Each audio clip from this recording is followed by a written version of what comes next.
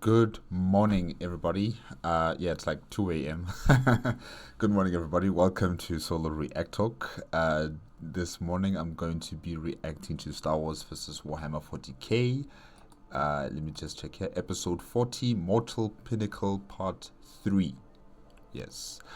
Made on the FN So Much Time YouTube channel. If you guys want to check out my previous reactions to the other parts, or should I say episodes, of Star Wars vs. Warhammer 40K, remember that your playlist card is going to be at the top right here. Just click on it and be able to access them. If you want to check out the original video as well as FN So Much Time's YouTube channel, the links are going to be in the description below. Yes, episode 40 part 2 of Mortal Pinnacle. Admiral Roller is in trouble. She realizes that she's in trouble. She realizes that she has to consolidate her power in terms of the fleet, and she also has to make sure that the technology, the wreckages of the different vessels that are in space are either contained, salvaged, or destroyed completely. And that's what she's planning to do currently in space. And she's also trying to make sure that she can get the Galactic Republic fleet, the Victory fleet, in some sort of trap of her own making. And yeah, we'll just have to wait and see whether it's going to become successful for her. On the surface, the Basilica is under attack from the rebels, from the Genestealer cult, from the Galactic Republic, and all three of these forces have somehow managed to breach the defenses of the Basilica. Primus of the Genestealer cult has begun its assault inside the Basilica. Very strong, very powerful with lightsabers, and it's just going through, the defenses of the Imperium of Man. Saint Lazarus has been trying to, assist in preventing or stopping this Primus from continuing further into the Basilica. It doesn't look good for the defenders of the Basilica, and I don't know how long are they going to last against all these three forces attacking at the same time? Because I thought the walls defending the Basilica were going to be sufficient to repel any sort of attack from the rebels or from the Genestealer cult or from the Galactic Republic forces, but it's been breached. So it could happen that in this part 3 the Basilica falls. We'll just have to wait and see. Yeah, but it looks bad. It really looks bad for Saint Lazarus. But I'm sure he has a plan. He must be having a plan. Okay, let's continue with part 3 of Mortal Pinnacle on the Star Wars vs. Warhammer 40K series. 3, 2, 1, go.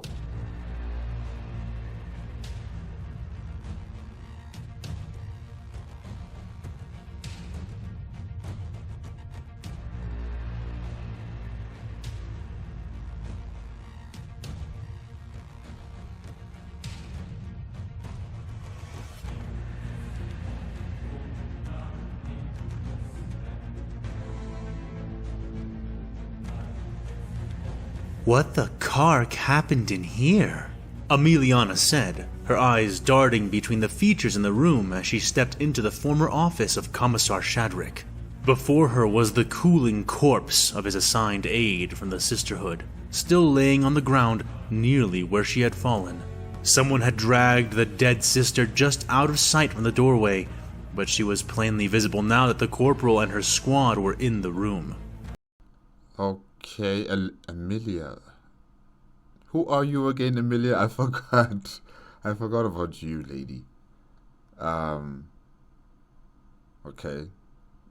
I'll remember you. Just give me a moment. Waiting outside and keeping a watch were the 40 other guardsmen that Stern had decided they may need in order to facilitate smooth compliance from the Commissar Captain they were seeking.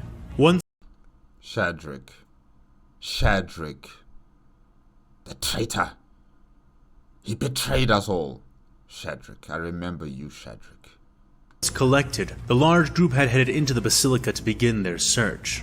They were mildly surprised by the lack of nearly any people within the saintly fortress, finding only the younger aides and scribes taking shelter there, as well as the non-combat patterned servitors used by the ecclesiarchy. For the sisters, it made sense. The vast majority of them were already outside, fighting in one way or another against the swelling rebel tide. But Shadrick's forces were nowhere to be seen either, despite being a far larger force than the 40 men the captain had decided to commandeer.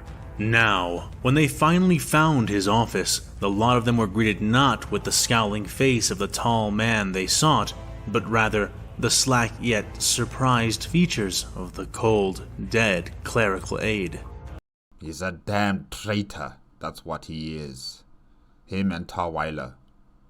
Traitors. What do you think? Another Jedi assassin? Captain Stern asked, stroking his chin as he looked around, seeking another body or signs of combat. Jedi don't use guns. It's uncivilized. As Obi-Wan Kenobi likes to state, it's uncivilized. If you find someone dead and you suspect that it's a Jedi, then you must see if there's lightsaber wounds of any sort. If there aren't any, then you know it's not the Jedi. And why would the Galactic Republic go for a commissar? Why him? Why not the Saint? Sergeant Vetnex shook his head, hard purple eyes fixed on the dead woman at their feet. No, that's not a power sword wound. It's not even a blast wound for that matter, the short man said. Then what killed her? Was the captain's follow-up question, a young voice answering him almost right away. Sir, said 1313, the Krieger stepping forward stiffly as he did. How you doing? Las rifle wound. Hotshot variant with linked power pack, said 1313, the young man not even needing to bend down to inspect the wound, more than familiar with that kind of weapon damage thanks to the live fire training he had endured before ever departing Krieg itself. The captain's face clouded, lines creasing his forehead. Is the plank right? Asked Stern, turning to Vetnex for the answer. The sergeant took a moment longer to inspect the mortal injury before looking up and nodding sharply. Stern's face took on a darker expression, and he nodded, stepping over her body and looking to the left and right of the nearby desk. Is it possible that one of the rebels got inside? Or a Jedi is using one of our own guns? Captain... No. That's just too much energy wasted on one person. No. I'll understand if it's Lazarus, but not Shadrick. Stern pressed, waltzing over behind that desk now, moving with a slow, casual step. He checked for wires, traps, mines, both intended and improvised, face calm as he methodically cleared the space with his eyes before noticing that all of the cogitators that had been installed into the desk had been removed or disabled. No, I don't think so. This sister was Shadrick's aide. I saw her with him in the courtyard when he shot St. Lazarus, said Emiliana, long laughed. The traitor.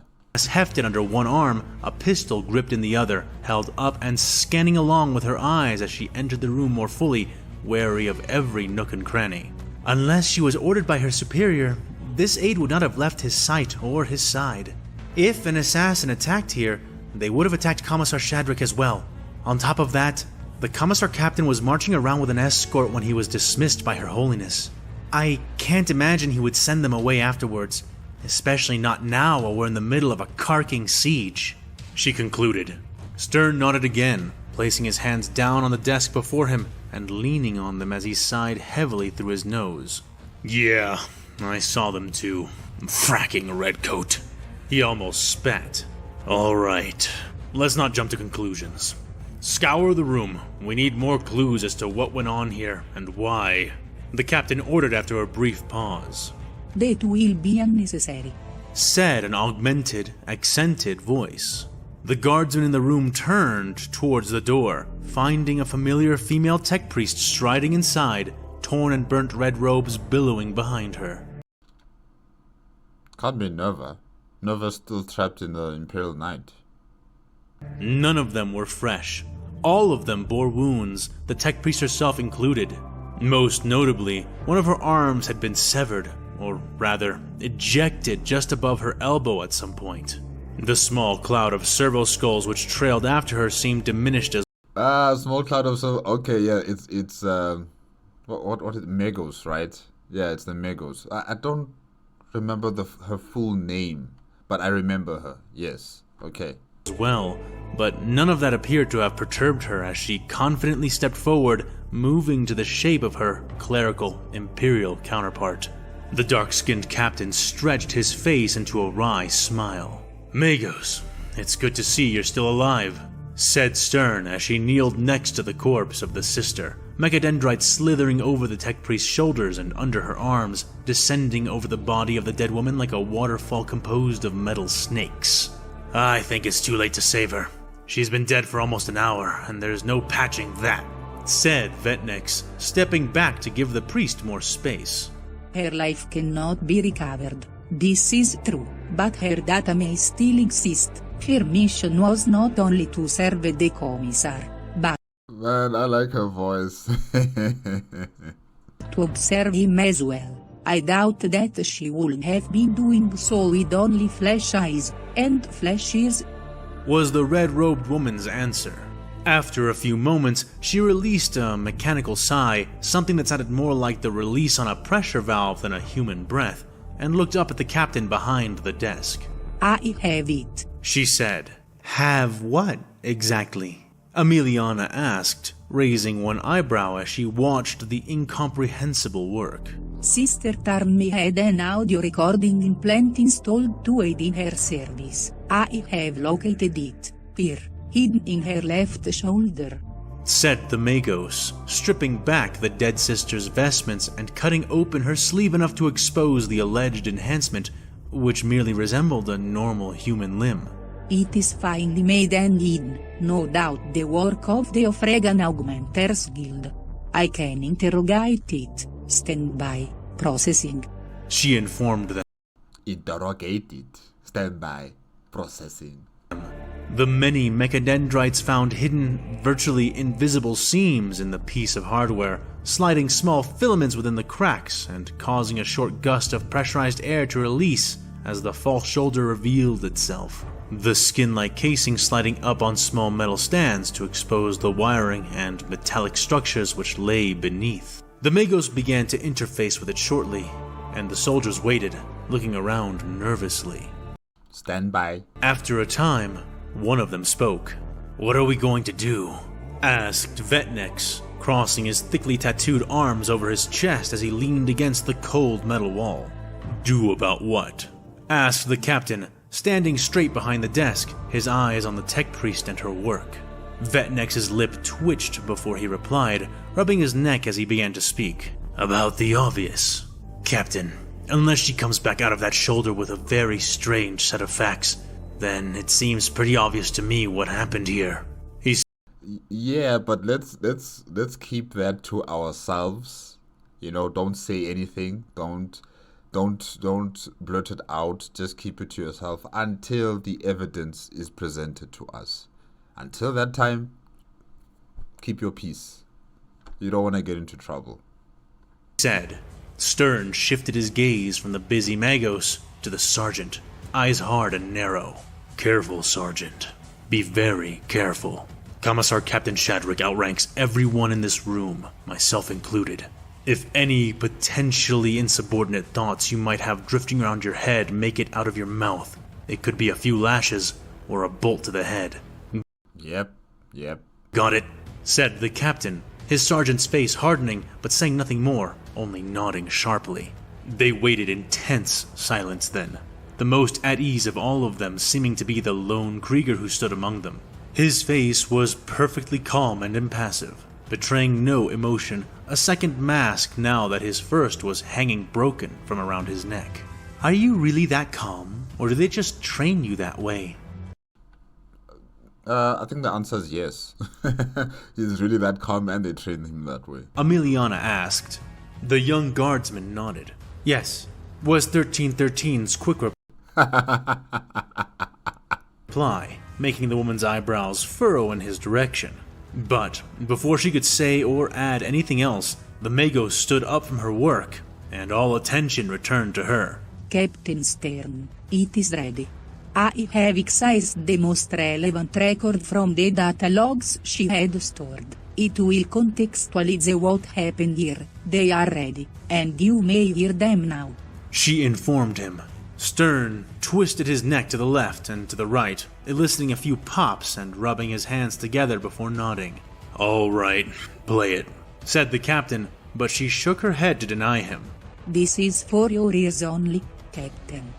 The Martian priestess said, extending her free hand and deploying 2 thickly wired earbuds from a small compartment in her remaining forearm.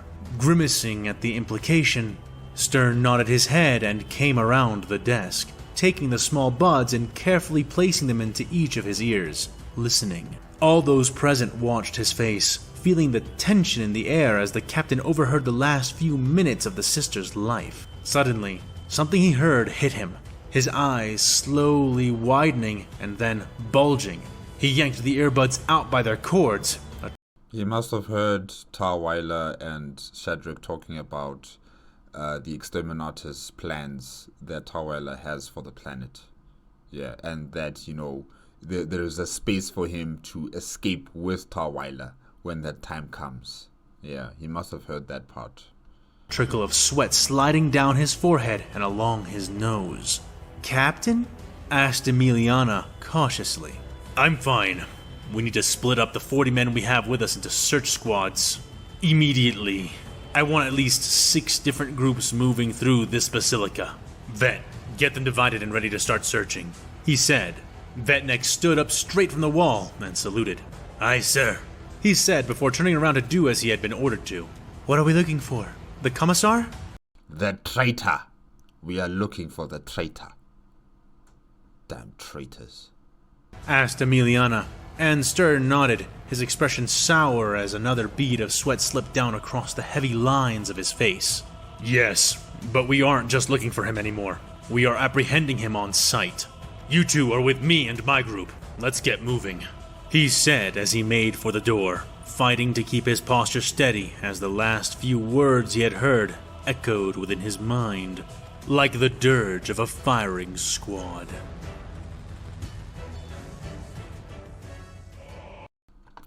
Aayla Secura. She was entering into some sort of warp storm, right? I don't know I can't remember how that warp storm manifested, but I know for certain that she's entering into some sort of warp storm. Let me write it down here.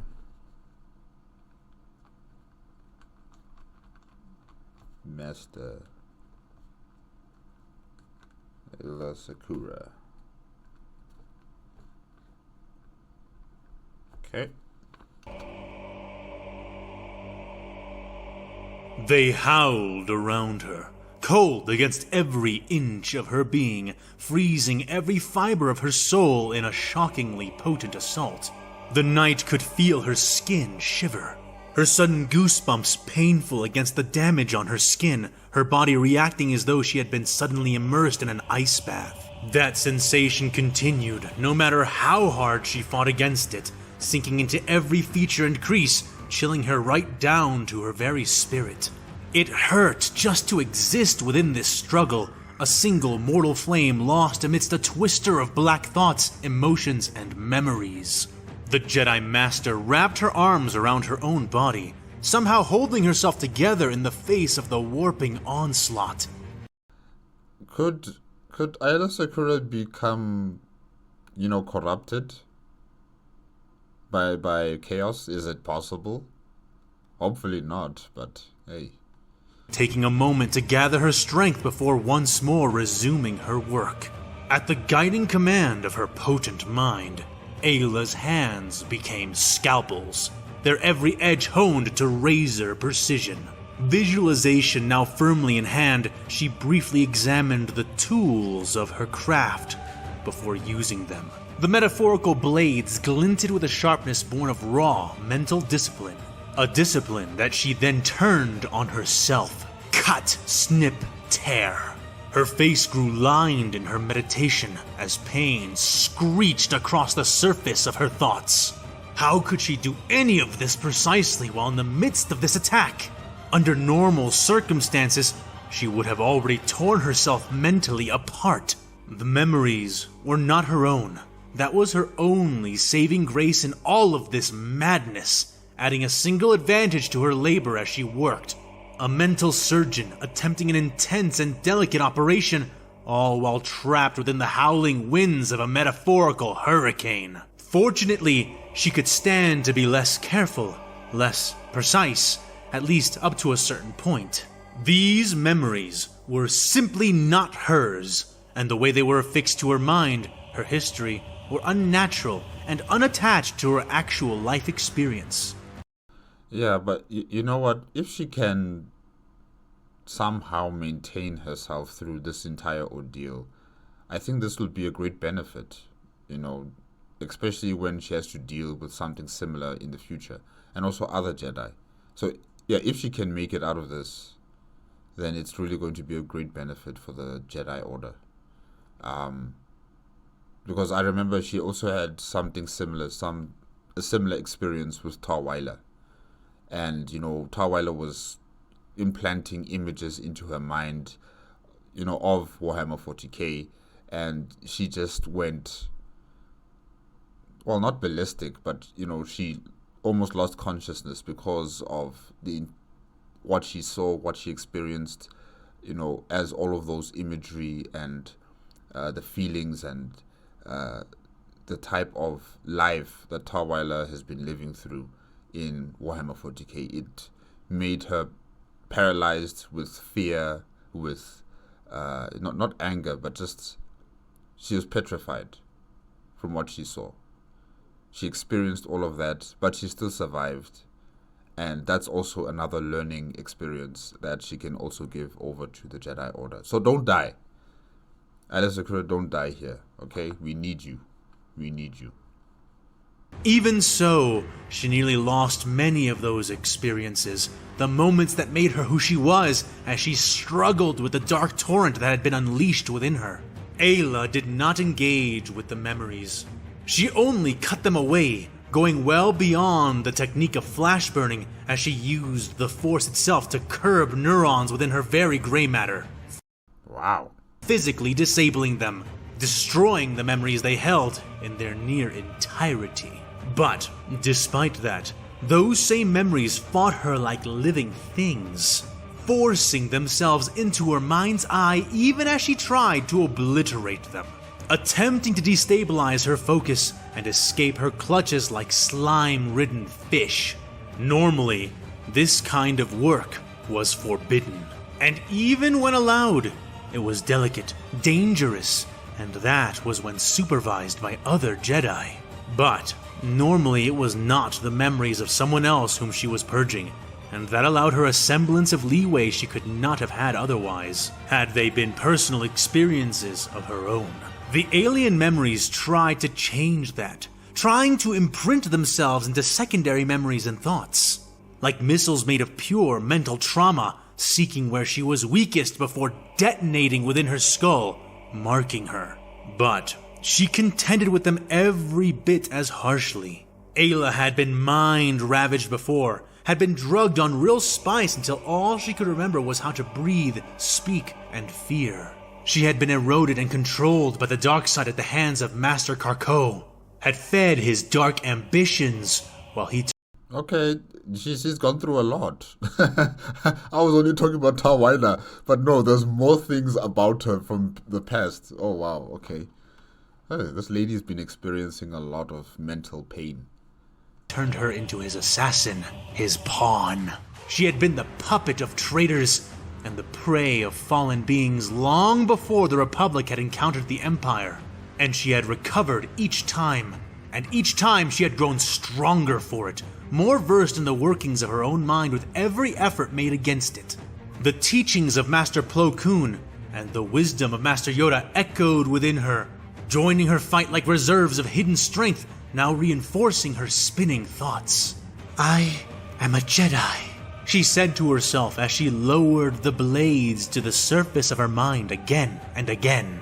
And within me is the strength to overcome darkness. I am a Jedi, and I will not fall to this. She swore, knowing, or rather forcing herself to know, that this was the truth.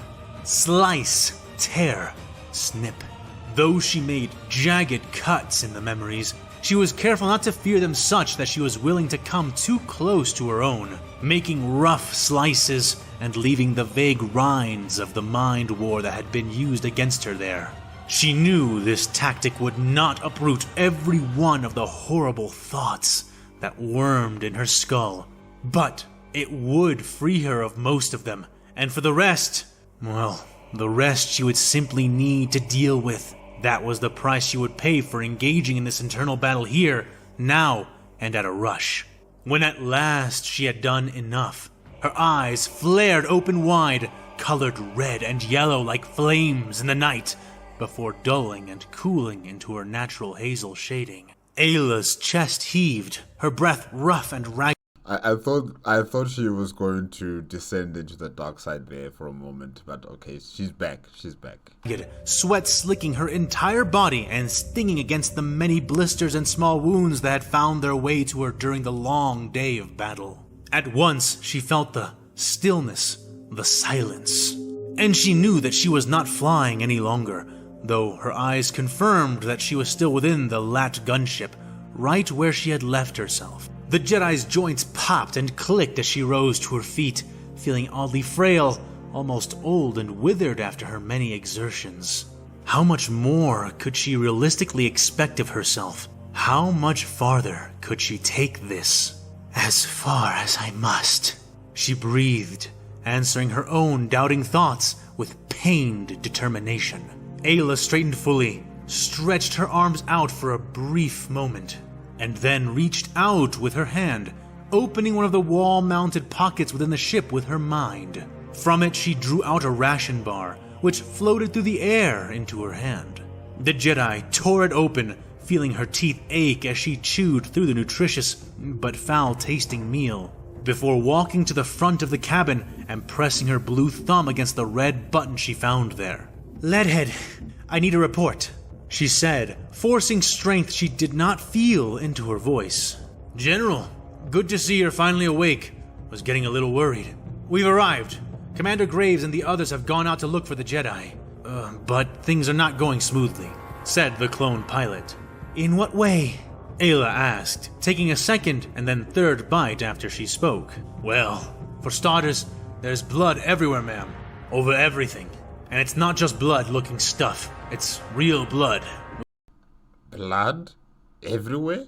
What do you mean by that?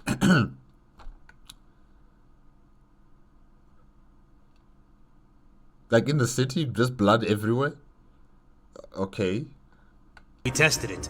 There aren't any civilians or Imperials either, and no sign of General Voss anywhere in the vicinity," he reported. Aayla felt a serpentine shiver entwine its way down her spine, the vague memory of something horrible rolling around behind her eyes. But it was now too weak, too incomplete, to affect her greatly. "Bodies?" she asked a moment later. "We found some, mostly Imperial soldiers and clone troopers. Very few Jedi have been found, all dead, requiring prints or blood tests for positive identifications.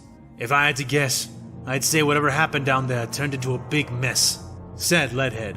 "How many Jedi did you find?" Aayla pressed. "Only about 25, we think," was his response. "You think?" she asked back. "Yeah, a few of them were less than intact, so there's a little guesswork in the actual count," the clone clarified. My gosh. Aayla nodded her head, taking another bite of the now dwindling ration bar. "Still, even if you found 30 bodies, that still isn't even a tenth of the Jedi who are with Master Voss and Master Coda. They must still be out there. Wait a second." She doesn't know. She doesn't know. She doesn't know. Chakal. "You said there were clones as well. Clones from where? Under whose command?" she asked suddenly.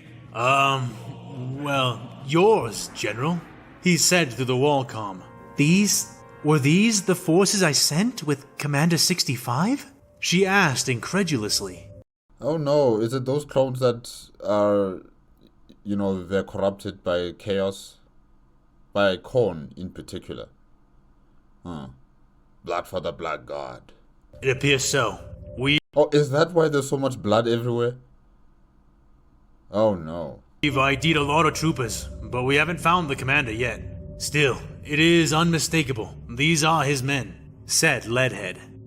No wonder we lost our artillery support, Aayla said with a scowl, angrily slamming her free hand against the wall with an open palm. Matter for another time. Right now, we need to focus on locating the other Jedi. Led, send me the coordinates for Captain Graves' current location.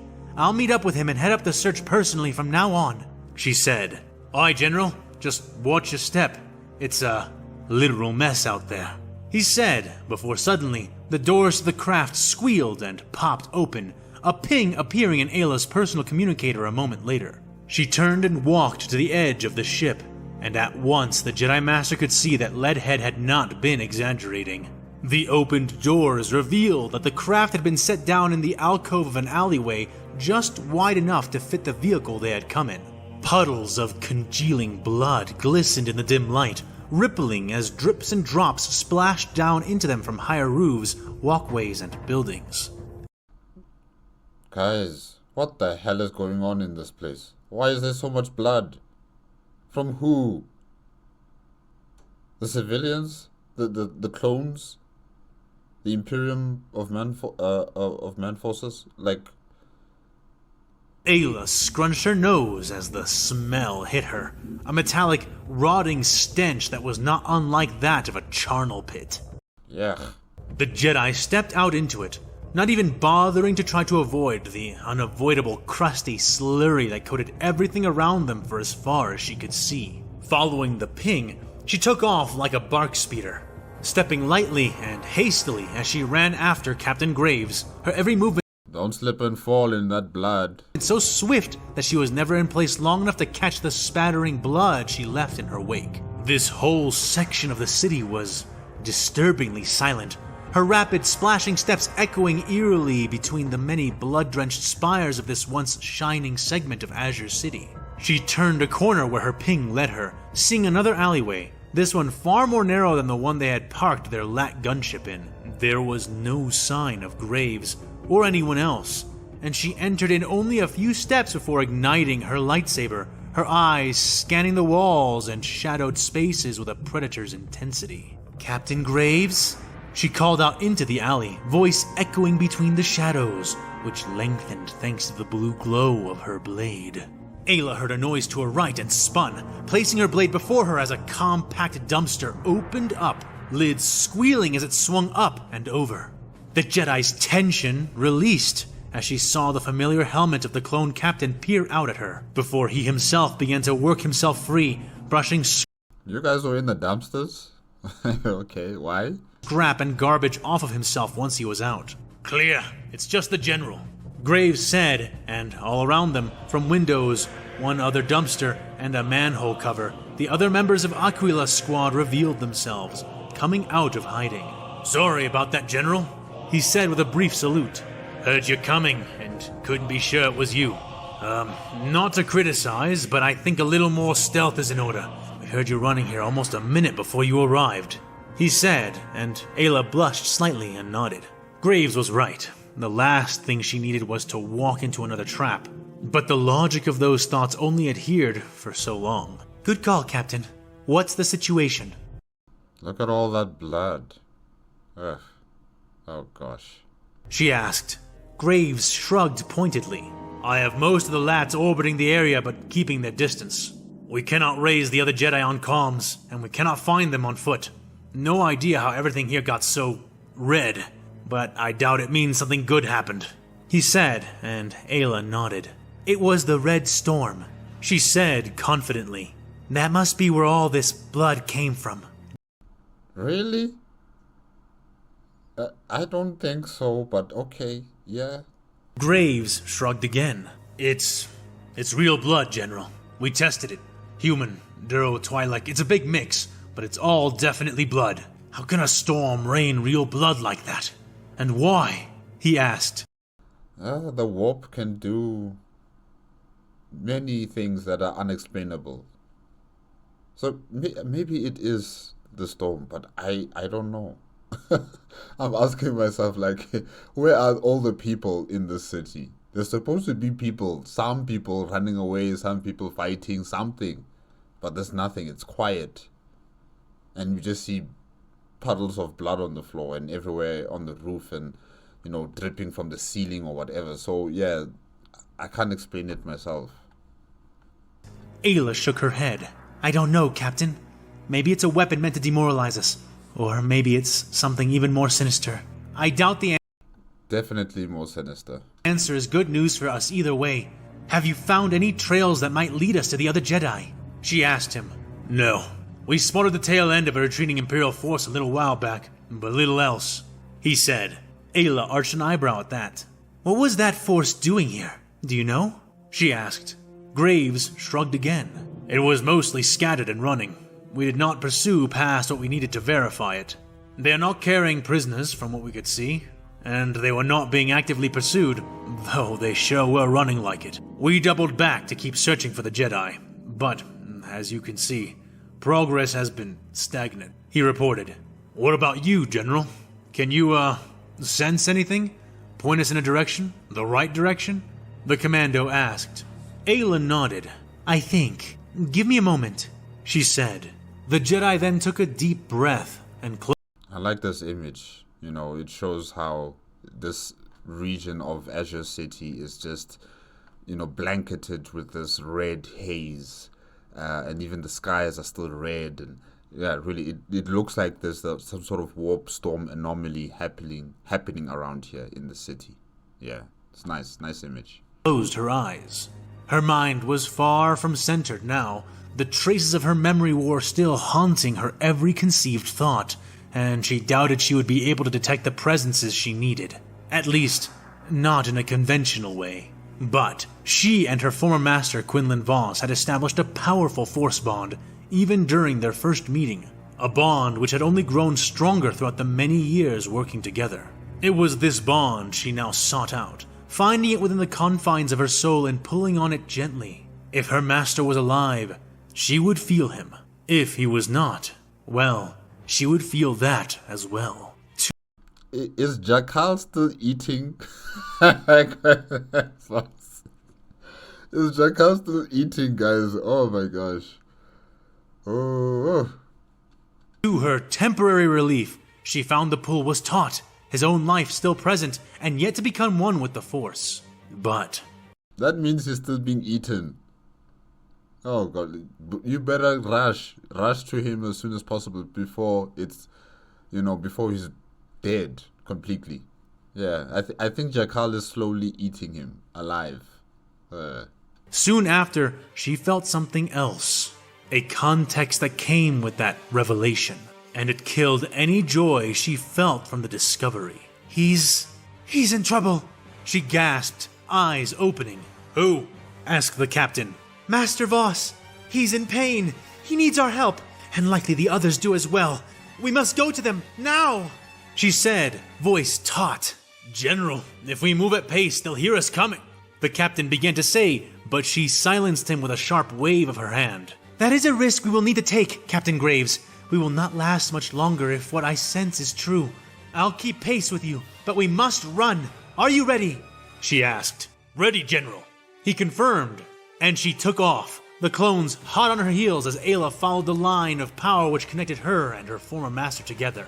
They dashed across silent, dead avenues, boots crunching and splashing, breaking through the thin shells of coagulated blood which had formed over the stiller pools they traversed through. They could hear their own echoes, the sounds they made as they ran, and for the clone commandos, it was a nerve-wracking experience, one which exposed them to any enemy listening in. The sense of that only drove them on to run faster and faster, to get where they were going more quickly. But for Aayla, the drive was entirely born from the feelings she was receiving from her friend and former teacher. She could hear him. He was screaming. He was being destroyed. Faster, She coaxed the clones who were already struggling to keep up. When you say he's being destroyed, is it mentally or physically? Because, last time we heard of Quinlan Voss, he was being eaten by Jakal. So I'm not sure. I think it's physical pain. Yeah, he's being destroyed slowly, physically. He won't last much longer. Faster! The commandos grit hidden teeth, muscles pumping and pushing off the ground, not complaining or contesting her order, even as she slowly began to outdistance them. The pain Quinlan was enduring was intense, horrifically so, but it also served to guide her right to him, like following a burning thread tied to her own heart. Even if he had been held on another planet, in an entirely different system, she would have felt this. She would have been able to follow it. Had she not already been exhausted, she likely would have felt it sooner, and without even trying. He was getting closer and closer still. She turned a corner around a broad, curving road, and then up a series of stairs and embankments. So focused was her haste that she nearly ran face first into the crowd she found waiting for her at the top. Aayla Secura pulled up short, saber out as 8 other robed figures faced her, blades present and humming in the air, ready to strike. "Master Aayla," said the central figure among the 8 who confronted her. The Jedi woman sighed heavily in relief, lowering her blue blade and raising her free hand just as her clones arrived behind her, blasters out. "It's okay. Stand down, they are Jedi," she ordered wearily, weakly smiling back at the beaming fish-like face of the Mon Calamari knight, Ikar Oki. The young Jedi was palpably relieved to see her, he and the other Jedi around him lowering their weapons at once. "Oh, it's good to finally meet someone. But wait, are you not supposed to be leading the cathedral assault?" he asked after a moment had passed. Aayla nodded. "Master Windu joined us and has taken command of that attack," she explained. "We came here looking for the other Jedi. Master Windu has determined that we should all gather before launching our final assault on the Imperial fortress. Where are the others? Where is Master Voss and Master Koda?" she asked, looking around but finding only the 8 Jedi before her and no more. All around them, however, were the remains of a battle, the one her clones had already come across. Imperial soldiers, clone troopers, and even a few scant Jedi lay in gory piles or bloody heaps around them. Some obviously killed by the weapons Aayla had already encountered, but others torn utterly apart, pieces of their bodies missing as though preyed upon by a Sando beast. Ikar shrugged helplessly. "That is..." Either it's those clones who are corrupted by chaos, or it's Chaka. "Exactly what we are trying to find out, Master Aayla," he said, and Aayla noticed for the first time that there were no masters among the 8 she saw here, only knights, and some very recent graduates at that. Okay, that's a bit strange. Why is it that there's only knights and young, Jedi, but there are no masters that are alive? Why? Why is that? Unless if the masters told them to, go somewhere else while we, the masters, deal with this present threat. Yeah, because some of you guys should be dead, and there should be at least one master, amongst you guys. Now, this sounds strange. "What do you mean?" she asked, concern coloring her face as she came closer. "No, never mind. We cannot stop. Follow me and tell me everything that has happened. We will speak as we run," she said, urging them forward as she again took the lead.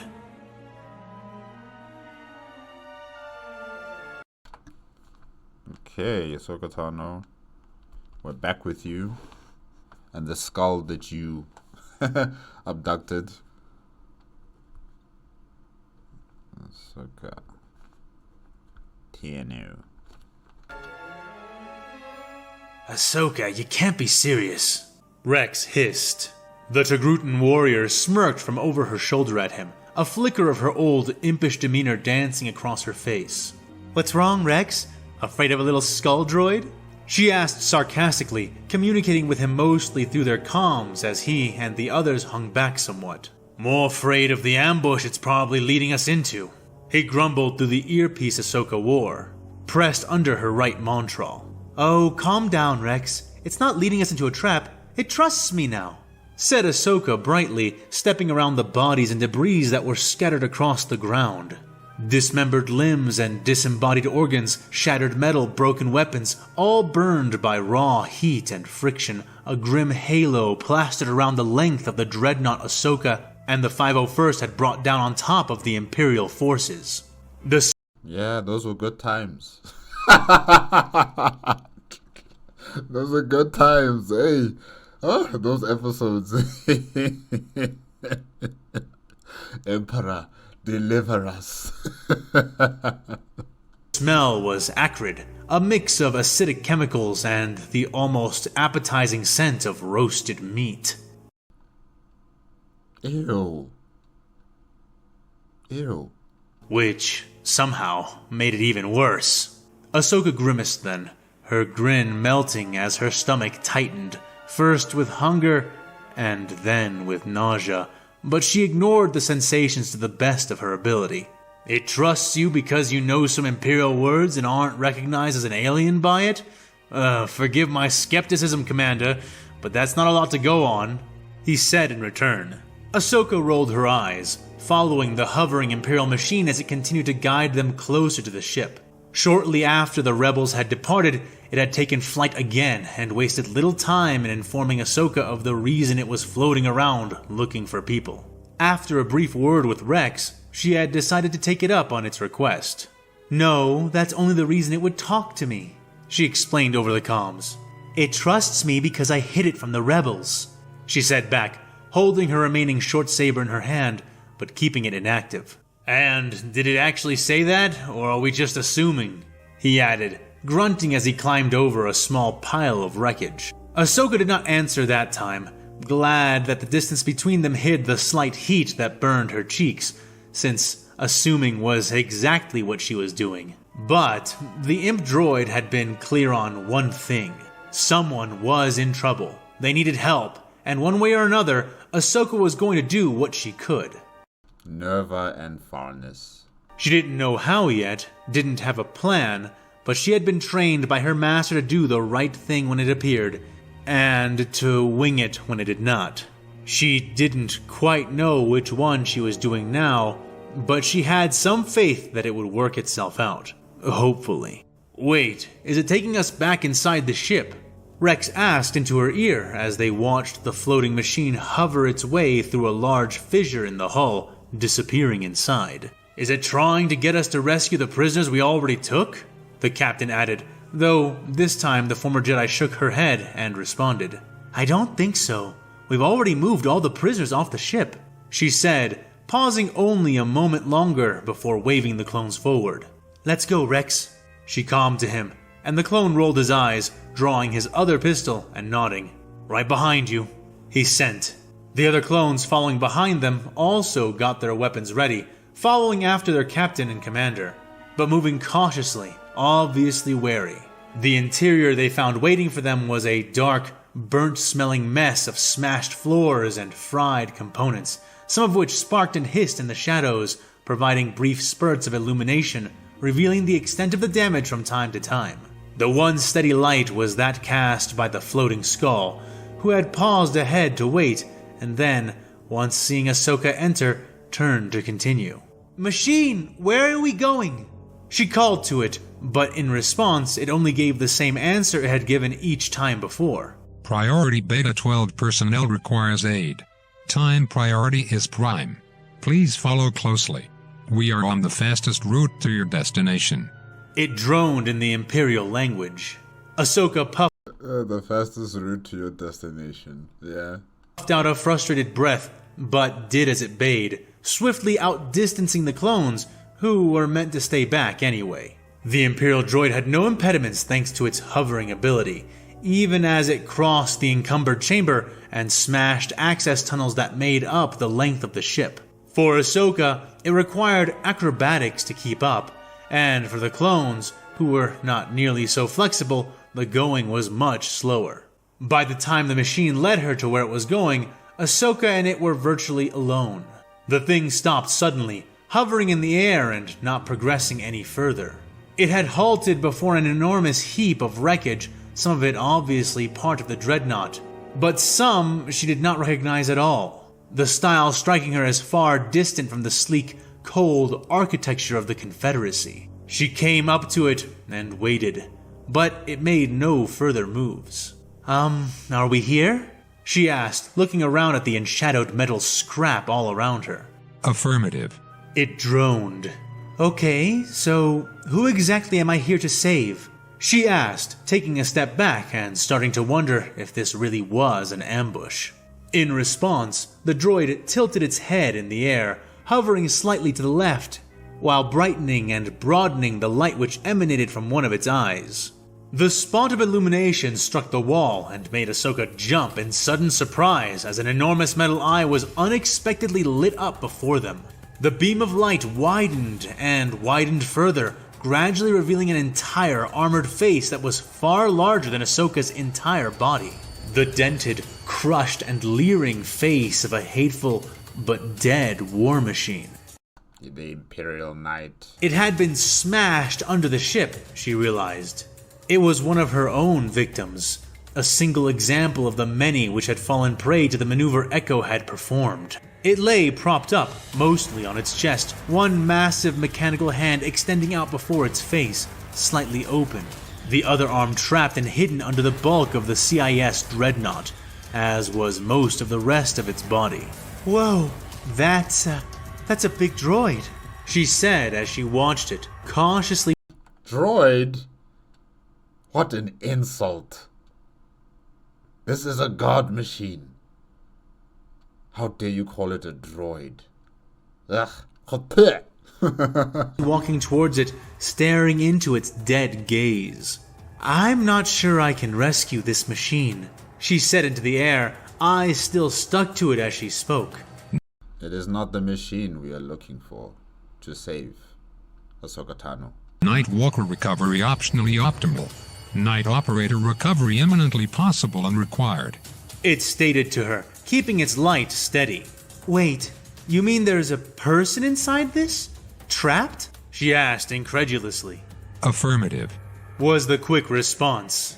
Ahsoka did a double take, wondering how anything could survive that kind of crash. The only thing she could imagine that would explain it was that the ship was hollow and the hull of the huge walker was at least as tough as the bottom of the dreadnought's skin, like a nail being driven up through a boot. Even then, however, she doubted the thing was recoverable, crushed as it was.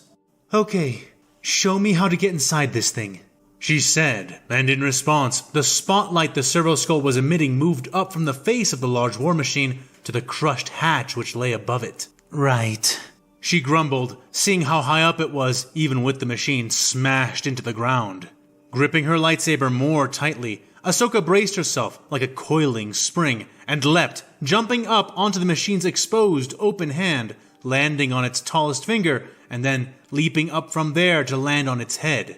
From that spot, she jumped once more, landing on the lip of the hatch as she grabbed onto a handhold she found there, steadying herself before looking carefully at the damaged entryway. It had been crushed into place, for while the torso of this machine had resisted the impossible forces above it mightily, it had not been so resilient as to maintain its original shape, thus jamming the exit. She flipped her lightsaber around and lightly banged the butt of the weapon against the surface of the hatch, signaling her presence with 3 loud taps. Ahsoka waited briefly then, before hearing 3 taps returned back to her, confirming that someone was still alive inside the walker. Instinctively, Ahsoka turned on her lightsaber, angling it forward once more and driving it into the edge of the hatch. Performing the act nearly pushed herself off the machine entirely, its metal skin fully resisting Ahsoka's strike. "Wow!" she cried out, swinging briefly from the handle she held, one foot still pinning her to the lip of the hatch before she swung back and retrieved her balance. "The frag is this thing made of?" she said aloud, pressing her saber against the same point again, but this time more carefully, watching as her blade of blue light was held back and repelled. It was like Furk or Beskar steel, only slowly heating and melting against the persistent press of the lightsaber. She pushed against it more strongly, gritting her teeth as she attempted to slide the weapon in before finally backing off with a frustrated sigh. Well, that's not going to work, Ahsoka grumbled, stowing the weapon on her belt and rubbing her chin as she considered how else to approach this. Use the Force. Try to feel out the locking mechanisms within the door with the Force, and then just slowly release. Yeah. I guess I do know one more thing that might do the job, Ahsoka said to herself before bracing and jumping off the lip of the hatch and landing back on the top of the finger again. The young, former Jedi steadied herself, making sure her perch was solid, and then raised her hands, palms facing the crumpled entrance of the walker. Ahsoka Tano then narrowed her eyes and began to focus, reaching deep within herself in order to coax the Force into action. Good. She had never been the best telekinetic, with Master Obi-Wan often showing her up in practical demonstrations. But it greatly helped that she was not in the midst of battle while attempting what she was doing, putting her all into the effort. The metal began to quiver and then to shake, rattling and squealing as she gripped it with her metaphysical power and began to try to pull. But it was clearly not easy. No, don't pull. Don't use brute strength. The door. I think the capsule door is still relatively, in good condition. All you need to do is just to unlock the mechanisms of the door for it to open. I think that's all you need to do. Or maybe I'm wrong about that. The metal resisted her every step of the way, screeching at her every progress and only bending reluctantly to her will. The task was such that, twice, Ahsoka was forced to pause and catch her breath, sweat dripping from her montrals as she tried again and again. Okay, one more, she panted as she raised her arms again for the third try. She made her extended fingers into claws as she grit her teeth mightily and closed her eyes, face scrunching under the tension. The metal creaked, bolts popping free and drowning out the sounds of her drawn-out, effortful groan. Come on, just a little more. Ahsoka gasped between her clenched teeth until, suddenly, and with one last metallic screech of defiance, the hatch was torn away, the force pulling on it being so great. Well done. It propelled the dislodged metal plate into the opposite wall, firmly embedding it there. The former Jedi gasped in relief, dropping her arms limply to her sides and falling onto her rear, legs draped over the side of the large metal finger she had been standing on. Ahsoka barely kept enough balance not to fall off the raised digit and into the huge palm of the machine itself, hands grasping the finger to keep her anchored as she started to slide, head almost spinning from the exertion. She wiped her forehead, catching her breath as she looked up at the now open hatch, still illuminated by the skull. An Imperial soldier wiggled and wormed his way out of the crushed confines, almost falling out before catching himself with the same handhold Ahsoka had used before on her first attempt. Thank the throne! The young man gasped, almost hanging from the handhold limply, before carefully making his way down the side of the war machine, using whatever he could reach to gingerly descend.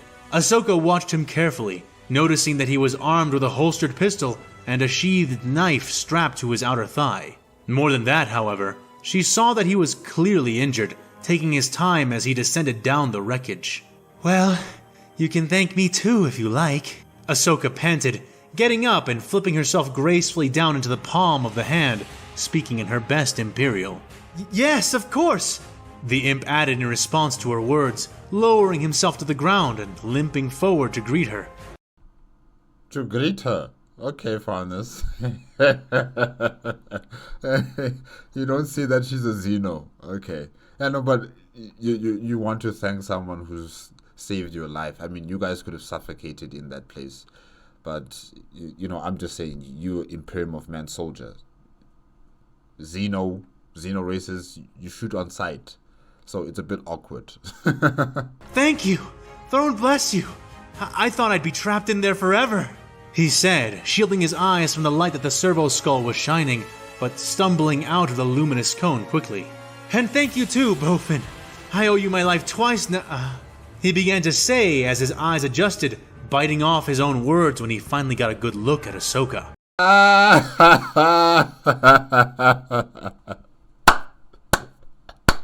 I knew it. I knew it.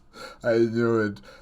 That's why I'm like, this is so awkward. Why are you thanking a Xeno species for helping you with escaping from that place, from the Imperial Knight? It's just weird. It's just weird because you are an Imperium of Man soldier. Xeno races you kill on sight. So now here you are thanking her. It was weird. It was just weird. But now we're back to reality. She noticed right away and raised her hands placatingly, holding no weapon in them. "Now hold on. I just saved your..." she began to say, stepping back as she watched his face twist at the sight of her orange skin and prominent head tails. Use the Force to pull away his gun and that knife. Right now. In fact, that's what you should have done from the second he came out of that Imperial Knight. You know, use the Force, take away his gun and his knife. He'll be defenseless. "Xenos!" he almost screamed, his voice cracking as his hands snapped down to a holster on his belt, smoothly drawing out the pistol held there, moving from trained reflex. Ahsoka's hands snapped down as well, equally trained, but not as quick on the draw as the imp soldier. "Get back! Die!"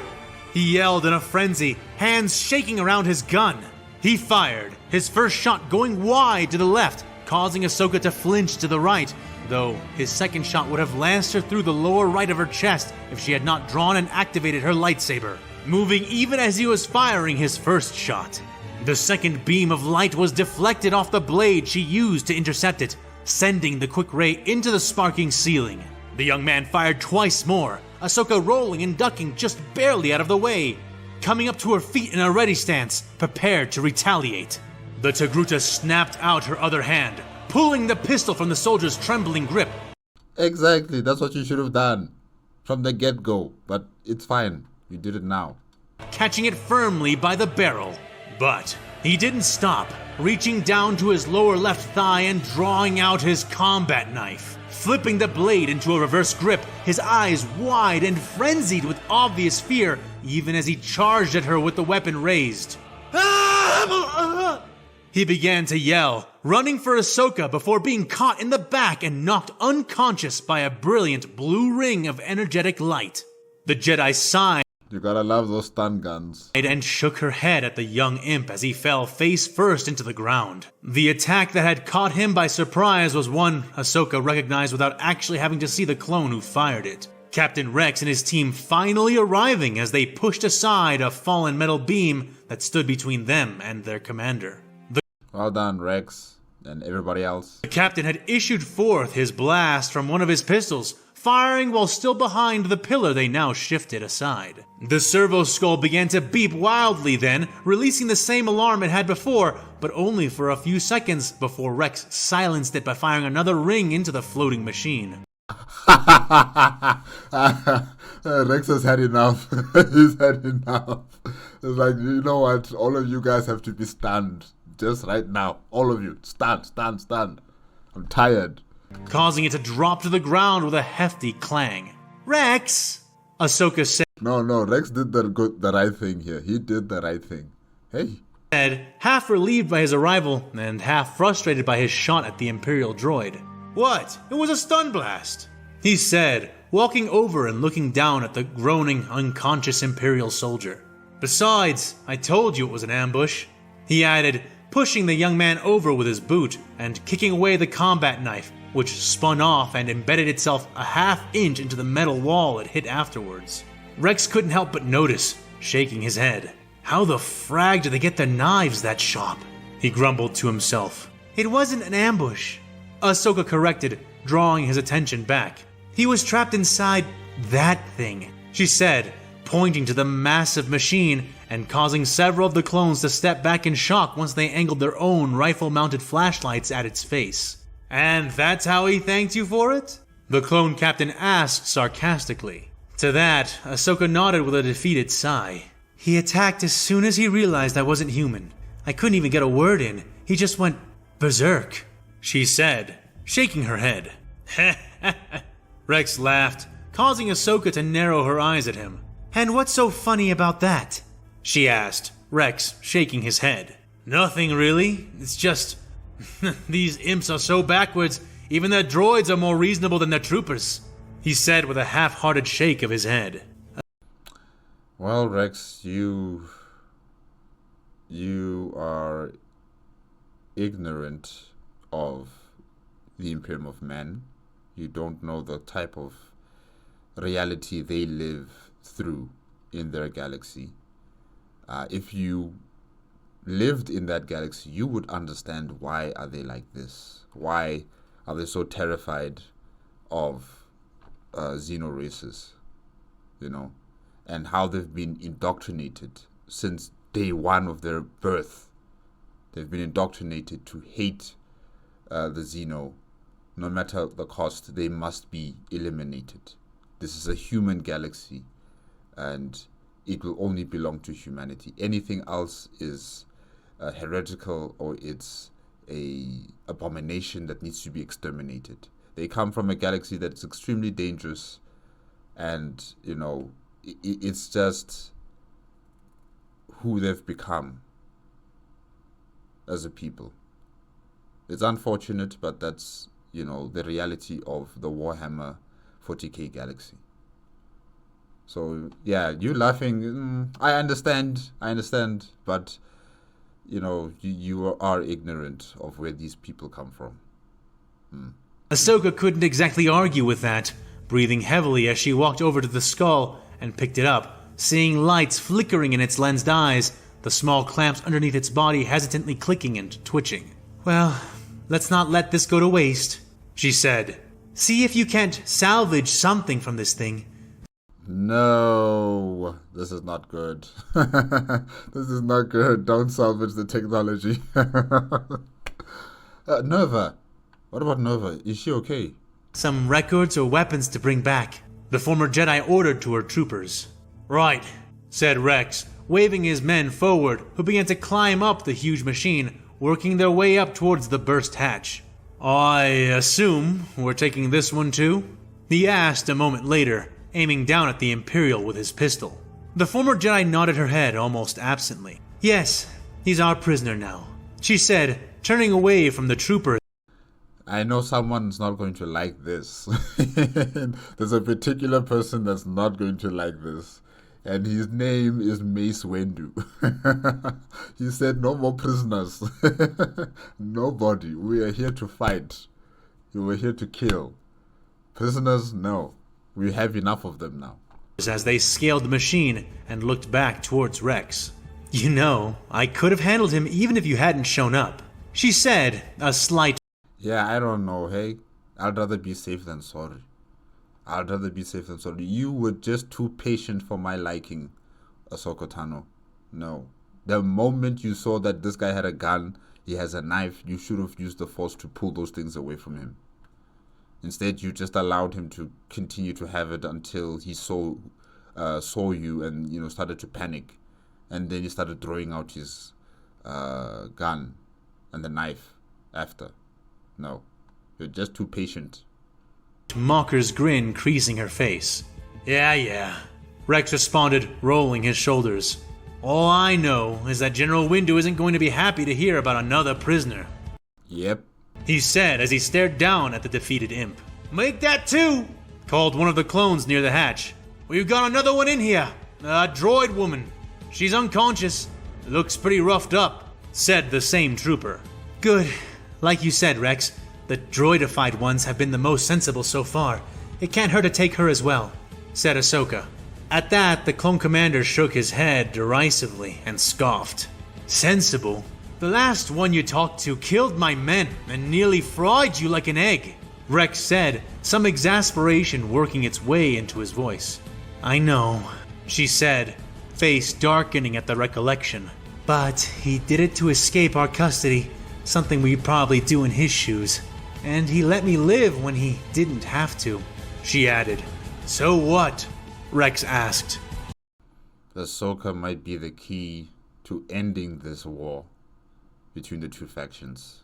Yeah, she might be the catalyst to ending it all. She is different. She's really different. Where other Jedi would kill on sight, where the Imperium of Man would also kill on sight, where I would kill on sight, she is taking it to a different path, you know. And yeah, it's good. It's good. It's good that there's someone here who's thinking this way. But also Anakin is also thinking the same way, you know, along similar lines. He's not just killing just for the sake of killing because it's the enemy. You know, he is working with Iskander. And yeah, really, the Padawan, or should I say the former Padawan and her master are the same, really. They are the same. They're thinking outside the box. They're thinking differently from the rest of us who just want war and carnage. It's good. So what? I've been shown less mercy by the Confederacy, said Ahsoka, but Rex clearly wasn't buying into it. He still killed my men, Ahsoka. I'm glad he left you alive, Commander. I really am. But that doesn't mean... Rex began, but Ahsoka cut him off. What it means is that there is something there, Rex. Some chance to figure this out. He didn't kill me, and he could have. That may not sound like much to you, but it's a bigger deal than you think. She snapped. She raised her hands and gestured around herself. Look at this war. It's not a war any of us need or want. These are not separatists. We never negotiated with them. They never made a choice to break off from us. We don't know anything about them. The young Togruta argued. With all due respect, Commander, we know enough. Rex snapped back. They came here and started killing, indiscriminately. They're specious, imperialists, and warmongers. They're animals! He railed. They are terrified! Ahsoka shouted. Yes, they are terrified. Back.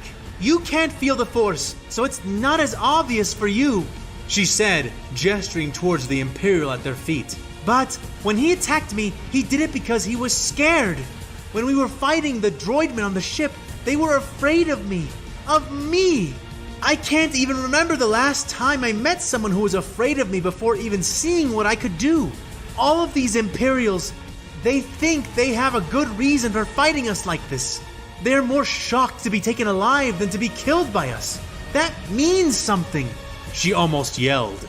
Even if it does, what reason can justify acting like monsters? Rex asked in return. Well, in war, in battles, people act like monsters all the time. If you're talking about how they run society, in terms of the Imperium of Man, yeah, you know, yes, it is monstrous. It is definitely monstrous. But honestly, in war, anything goes. Anything. Matching her intensity. That they think we are the monsters! Ahsoka retorted, turning away to look at the dead face of the Imperial war machine. They think we're even worse than they are, she said, voice calming. That's due to their indoctrination. And it's up to us to show them they are wrong. We have to not be the monsters they fear, or else we will justify everything they are doing. If we fight them the way they are fighting us, then this war isn't going to end, not anytime soon, she said. Not until this entire galaxy is consumed in fire and blood. Eyes still fixed on the huge walker. And how the frag do we do that? Asked Rex. Ahsoka turned back to face him, face lined with the obvious strain of the question. I don't know yet, she admitted, looking away before matching his gaze again.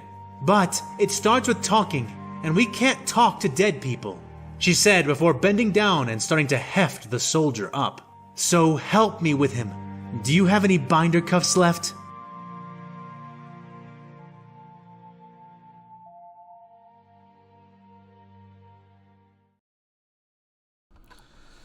Wow. Yeah, Ahsoka's the real one, guys. She is the real one. Like I've said before, you know, in the past I was not really impressed with what she wanted to do. You know, I just, expected her to fight, to kill, and to try and defeat the Imperium of Man.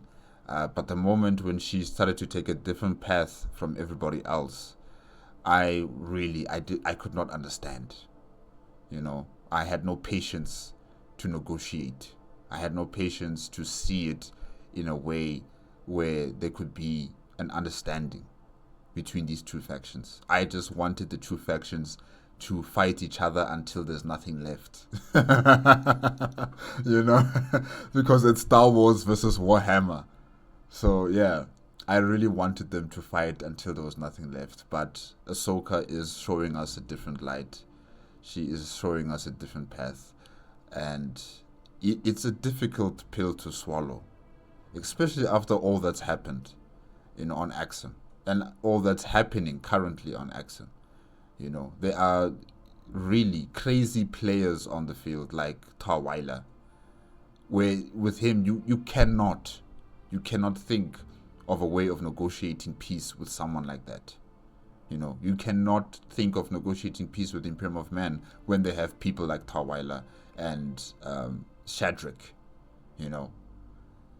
And then when you think about the Jedi and how much they have lost, and the Galactic Republic, and the planet of Axum, they would demand blood. They would demand vengeance for all that has happened to them.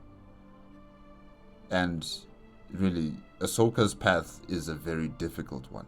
It's a lonely path, because there's not a lot of people that are going to support her ideals or her, objective in terms of negotiating, in terms of understanding the enemy and talking to the enemy. No, there's not going to be a lot of people on her side. So far as we've seen in this war, like really, she's the only one. She's really the only one who's actually giving it a chance. So, yeah. It will be a lonely battle, but Ahsoka is going to fight it. She'll have a master beside her. Anakin, I think so. But, yeah, it will be a very lonely battle for her. Guys, that is it with Star Wars vs. Warhammer 40K Episode 40, The Mortal Pinnacle Part 3, made on the FN Too Much Time YouTube channel. And yeah, we got to see Master Aayla Secura. She's still searching for the Jedi Masters, just like Quillen Voss. Well, whatever left of him after Jack has done eating him, and also Coda.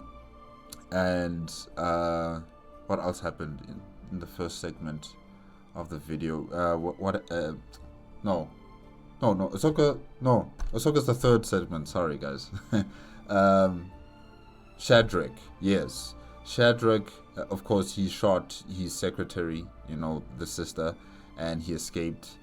And now 1313 and his group of soldiers, I forgot what they're called. I don't think they are. What are they called again? Oh gosh, I forgot. But yes, the captain of the group, has ordered the search and the seizure of Commissar Shadrach, because Shadrach and Aayla are planning for an exterminatus on the planet, and he has to get the Shadrach as soon as possible so that they can interrogate him and find out where this bomb is, where or why is Aayla doing this exactly. And yeah, essentially that's the storyline with Commissar Shadrach. Guys, I just forgot the name of the group that 1313 is in, the soldiers. I don't think they, I think they're Cadians, or maybe they're another group of Imperium of Man soldiers belonging to a different regiment. I cannot remember the name of the group. I'm sorry about this. But yeah, it's also good to see 1313 again. It's good to see the Magos again. She's back. And yeah, basically that's all that's been happening in this part 3. Very important developments, especially when it comes to Ahsoka. Capturing Farnes and Nerva. And now they've also collected an Imperial Knight. I don't know if they're going to be able to take out the data from the Imperial Knight or any form of technology. But yeah, they have an Imperial Knight. They might start mass producing Imperial Knight Galactic Republic types of machines sooner or later. I don't know, we'll see. But this is a huge information breach for the Imperium of Man.